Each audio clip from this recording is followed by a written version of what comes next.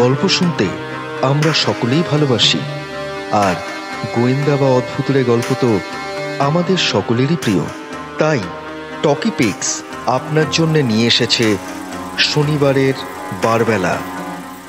আজ টকি পিক্সে শনিবারের বারবেলায় আপনার জন্য আমাদের বিশেষ নিবেদন, Talkie Pix original series reporter Barun বিশ্বাসের গল্প কাপালিকের অভিশাপ। গল্পের বিভিন্ন চরিত্র বরুণ বিশ্বাস, সমরেশ, নীলিমা, ইন্সপেক্টর মাখনলাল, সদানন্দ এবং অন্যান্যরা। গল্পের চরিত্রাভিনয় দীপায়ন মালাকার, সঞ্জিত বিশ্বাস এবং অঙ্কিতা ভট্টাচার্য। গল্পের পোস্টার ডিজাইন রেডিয়েন্ট। গল্পের এডিট এবং special effects Michael Roni Mallick. গল্প পাঠ, পরিকল্পনা এবং পরিচালনায় পল্লব গায়েন। শুরু হচ্ছে আমাদের আজকের গল্প, টকি পিক্স অরিজিনাল কাপালিকের অভিশাপ।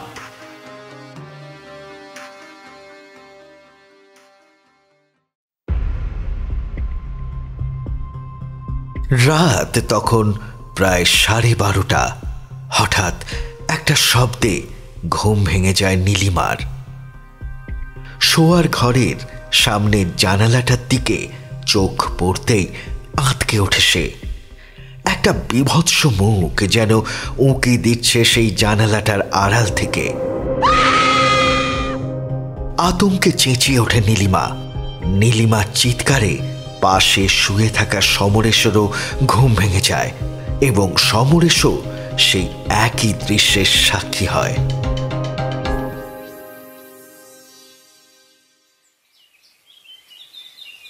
বসবার ঘরে বসে বরুণ অর্থাৎ বরুণ বিশ্বাস আজকের খবরের কাগজটা পড়ছিল। হঠাৎ পাশে টেবিলে রাখা টেলিফোনটা বেজে উঠল।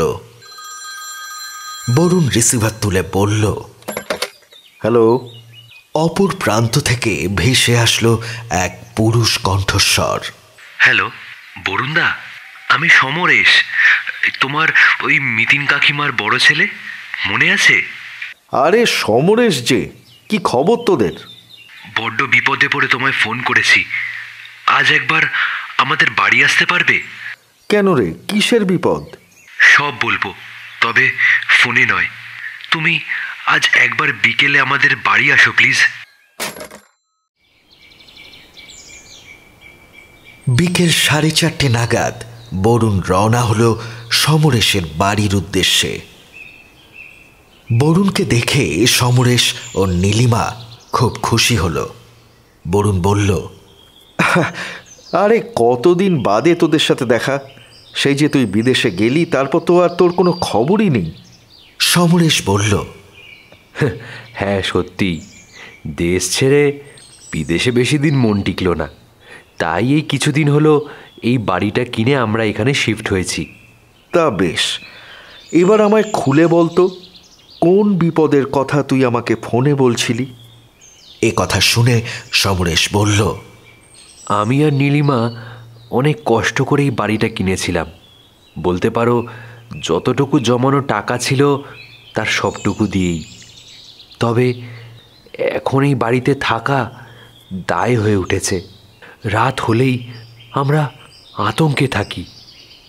বরুণ বলল, কেন রে, কি এমন হলো? এবার সমরেশ সবটা খুলে বলল, গত কিছুদিন ধরে রাতের বেলা একটা বিকট আওয়াজে আমাদের ঘুম ভেঙে যায়, যেন বাড়ির ছাদে কেউ হেঁটে বেড়াচ্ছে। কখনো আবার হঠাৎ করে নিজের থেকে ঘরের দরজাগুলো খুলে যায়। আবার কখনো কখনো মনে হয় সারা ঘর জুড়ে একটা ছায়া ঘুরে বেড়াচ্ছে।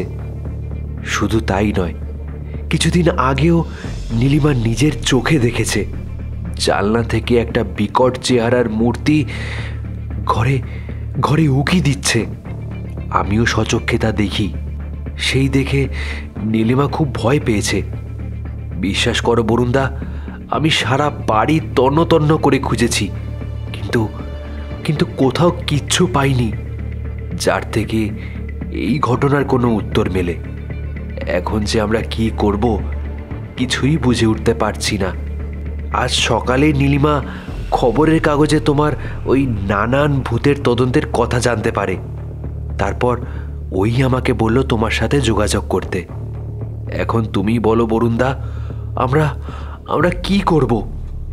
বরুণ কিছুক্ষণ ভেবে তারপর বলল, শোন সমরেশ, এখনই এত ভেঙে পড়িস না।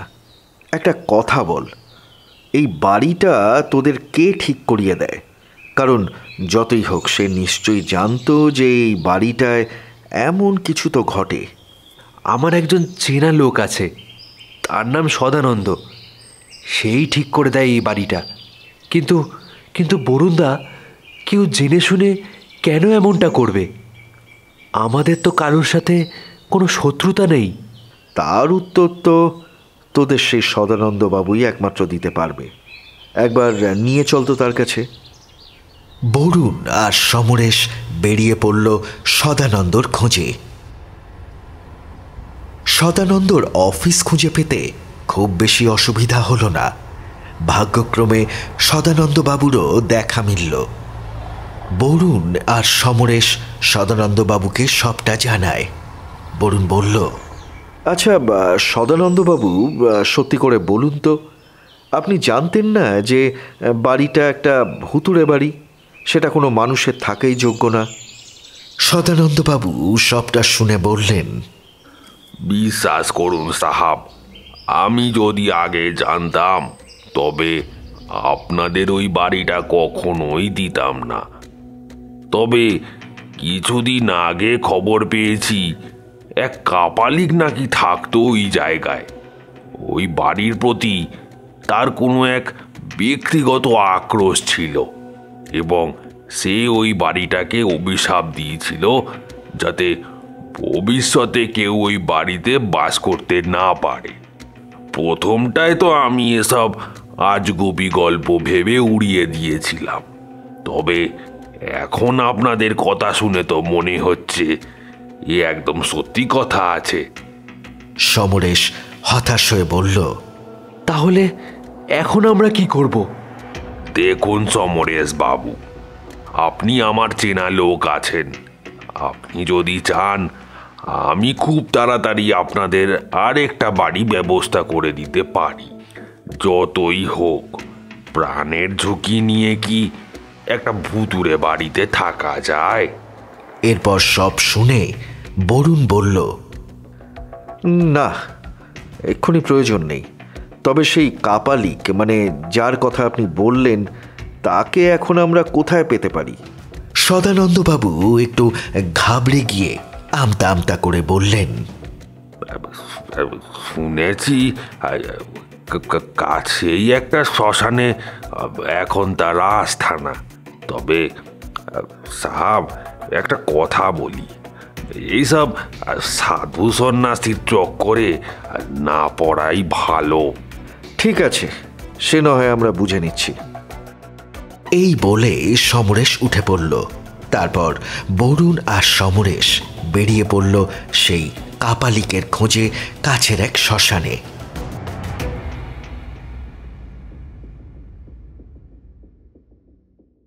যখন তারা শ্মশানে গিয়ে পৌঁছালো তখন সন্ধ্যা নেমে গেছে। 6টা বেজে গেছে।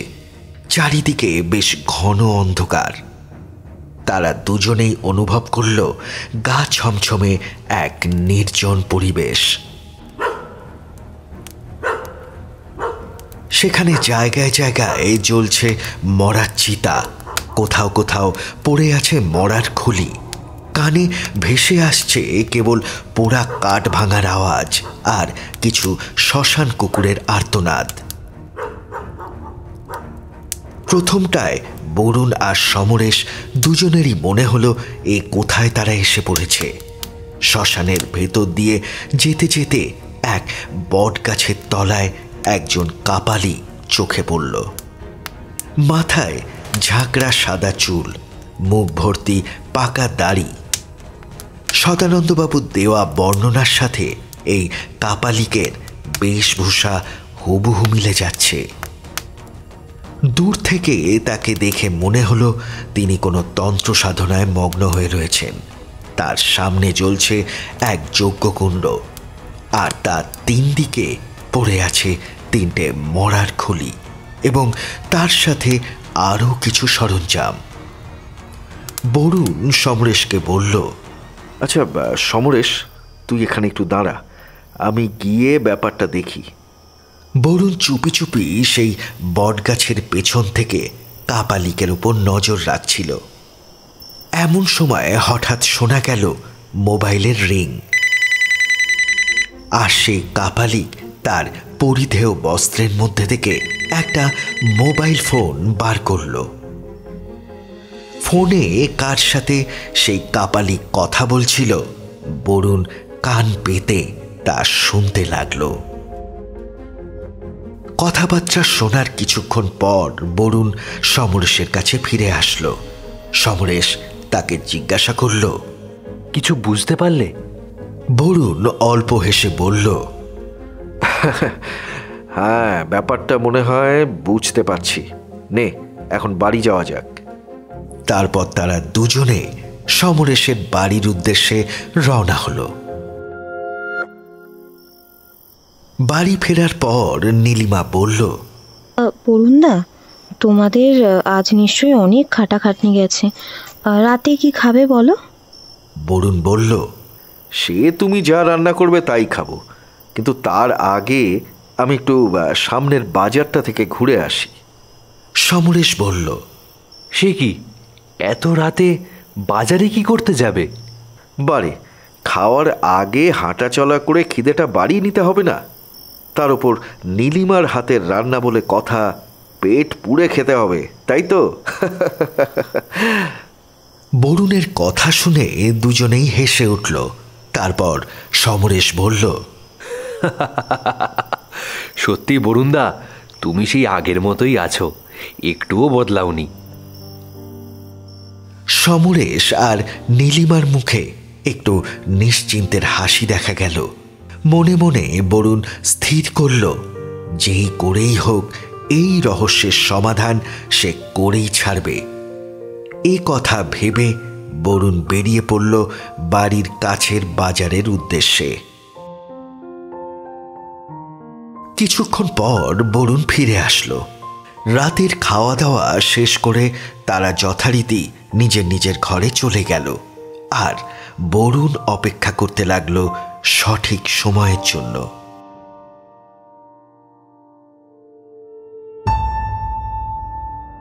তখন প্রায় মাঝরাত। বরুণ শোয়ার ঘর থেকে উঠে বাড়ির ছাদে গিয়ে লুকিয়ে বসে রইল। সে ঠিক করল আজ ভূত বেটাকে ধরেই ছাড়বে। যা ভাবা তাই। কিছুক্ষণ পরে সেই ঘটনাই ঘটল। জানালার বাইরে থেকে ঘরের ভেতরে উঁকি মারছে একটা বীভৎস মুখ। আর আস্তে আস্তে সেই মূর্তি ঘরের ভেতর ঢুকতে লাগলো। আর ঠিক সেই সময় বরুণ সময় বুঝে ছুরি দিয়ে কেটে দিল জালের দড়িখানা। আর সেই জাল গিয়ে পড়ল সরাসরি ভূতের গায়ে। বরুণ চেঁচিয়ে বলতে লাগলো, ওরে সমরেশ, ওঠ রে, ভূত তো জালে ধরা পড়েছে। এর মধ্যে সমরেশের ঘুম ভেঙে গেল। সেও চট করে উঠে লাইটটা জ্বেলে দিল। এতক্ষণে সেই জালের মধ্যে খাবি খাচ্ছে ভূত বাবাজি। নীলিমা বলল, এ কি, ভূত তাও আবার জালে ধরা পড়েছে? বরুণ বলল, তাহলেই বোঝো এ কেমন ভূত। এবার দেখা যাক আমাদের ভূত বাবাজি আসলে কে। এ কি সদানন্দ, তুমি?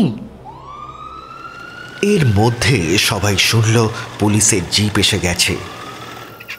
কিছুক্ষণের মধ্যেই ঘরে এসে উপস্থিত হলেন ইন্সপেক্টর মাখনবাবু। বরুণ বলল, কি হে সদানন্দ, বাকিটা তুমি বলবে না আমি? সদানন্দ কাকুতি মিনতি করতে থাকে। সাহাব, ক্ষমা করে দিন সাহাব, ভুল হয়ে গেছে, ছেড়ে দিন আমায়। সাহাব, সাহাব আমাকে ক্ষমা করুন সাহাব, সাহাব আমার ভুল হয়ে গেছে, আমাকে আমাকে ছেড়ে দিন সাহাব। বরুণ বলল, হ্যাঁ, ছেড়ে তো দেবই, কিন্তু তার আগে তোমার সব কীর্তিগুলো সবার সামনে আসা দরকার, তাই না? শ্মশানে কাপালিকের সমস্ত কথা আমি শুনি এবং তা শুনে বুঝতে পারি তা হলো যে এই বাড়িতে কোথাও লুকিয়ে রাখা রয়েছে অনেক গুপ্তধন, যার উপর অনেক দিন ধরেই ওই কাপালিকের নজর ছিল। সদানন্দ এই ব্যাপারে সেসব কিছুই জানতো না এবং না জেনেই সে বাড়িটা সমরেশদের বিক্রি করে দেয়। পরে ওই কাপালিক সদানন্দের কাছে এসে সমস্ত ঘটনা বলে এবং বলে ওই বাড়িতে কোথাও গুপ্তধন আছে, আর ওই গুপ্তধনের লোভ দেখিয়ে সদানন্দকে তার নিজের দলে টানে।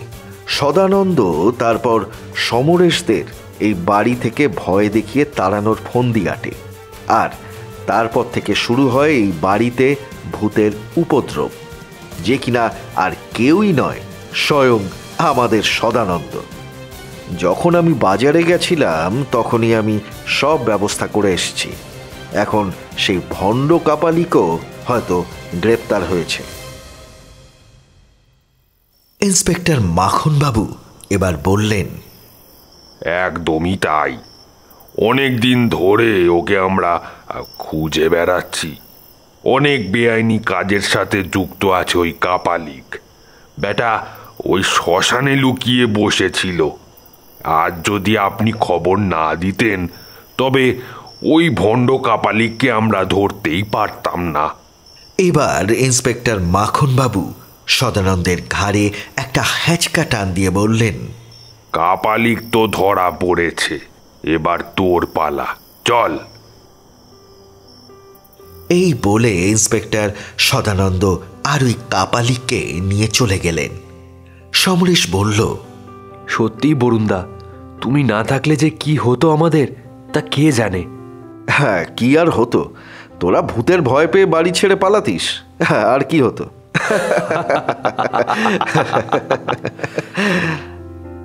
সমরেশ আর নীলিমা দুজনেই হাসতে লাগলো। তারপর তারা তিনজন 3 কাপ গরম চকলেট কফি খেয়ে শোবার ঘরের দিকে অগ্রসর হলো।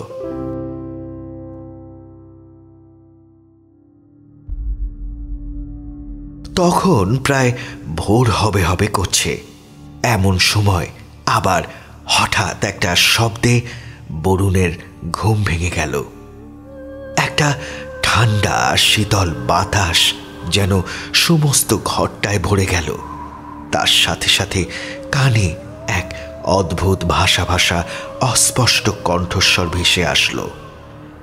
কেউ যেন বরুণের নাম ধরে ডাকছে, বরুণ, বরুণ, শুনতে পাচ্ছ?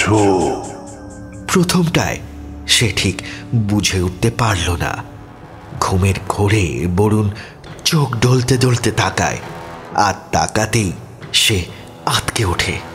সে কি দেখছে? একটা আবছা ছায়ার মতো কি যেন বরুণের চোখের সামনে ভাসছে। বরুণ কাঁপা কাঁপা গলায় বলল, কে কে কে ওখানে? সেই ছায়া বলতে থাকে, আমায় ভয় পেও না বরুণ, আমি তোমার কোনো ক্ষতি করব না। বরুণ বলল, বলছি, কে আপনি? কি চান? এই বলে বরুণ আস্তে আস্তে লাইটের সুইচটার দিকে হাত বাড়াতেই সেই ছায়ামূর্তি আবার বলতে লাগলো, লাইট জ্বালিও না বরুণ, আমি কে সেটা তোমার না জানলেও চলবে। তবে বরুণ, আমি তোমার কাছে চিরকৃতজ্ঞ থাকব। আজ তুমি আমার যে উপকার করেছ তা আমি কোনোদিনও ভুলবো না। কেন? কিসের উপকার? তুমি আমার ধন সম্পত্তি কোনো দুষ্ট লোকের হাতে পড়তে দাওনি। এই বাড়ির পিছন দিকে একটা অসত্য গাছ আছে, আর তারই গোড়ায় মাটির নিচে রয়েছে বিপুল ধন সম্পত্তি। এতদিন এইসব আগলে রাখতে রাখতে আমি হাঁপিয়ে উঠেছিলাম। ওই কাপালিকের অনেক দিন ধরে এই সম্পত্তির ওপর নজর ছিল। তবে আজ আমি নিশ্চিন্ত। এবার আমার মুক্তি।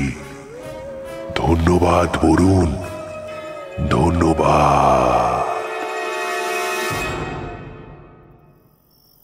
আস্তে আস্তে হাওয়ার সাথে মিলিয়ে গেল সেই ছায়া আর তার কণ্ঠস্বর।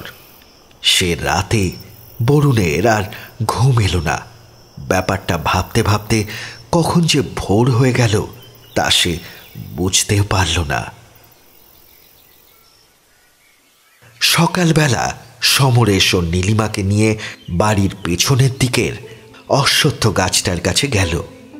নীলিমা বলল, এ কি বরুণদা, আমাদের এত সকালে এখানে নিয়ে এলে কেন? বরুণ বলল, কারণ আছে, একটু পরেই বুঝতে পারবি। আচ্ছা, তোর কাছে একটা কোদাল বা ওই ধরনের কিছু হবে? মাটি খুঁড়তেই সত্যি চোখে পড়ল একটা বাক্স, এবং তা খুলতেই তাদের তিনজন বিস্ময়ে হতভাগ হয়ে গেল। চোখের সামনে সত্যি সেই বাক্সে উপচে পড়ছে বিপুল হিরে মানিক ও সোনার মোহর। তার মানে কাল যে ছায়ামূর্তিটা বরুণকে দেখা দিয়েছিল সেটা সত্যি ঘটনা। তবে সেই ছায়ামূর্তিটা কার ছিল, এই প্রশ্নের উত্তর বরুণ আজও পায়নি।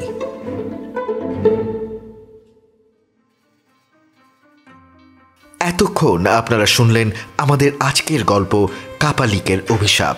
গল্প ভালো লাগলে অবশ্যই আমাদের চ্যানেল টকিপিক্স সাবস্ক্রাইব, লাইক এবং শেয়ার করুন, কারণ আপনার অনুপ্রেরণা আমাদের সাহায্য করে প্রতি সপ্তাহে এমনই নতুন নতুন গল্প পরিবেশন করায়। ধন্যবাদ।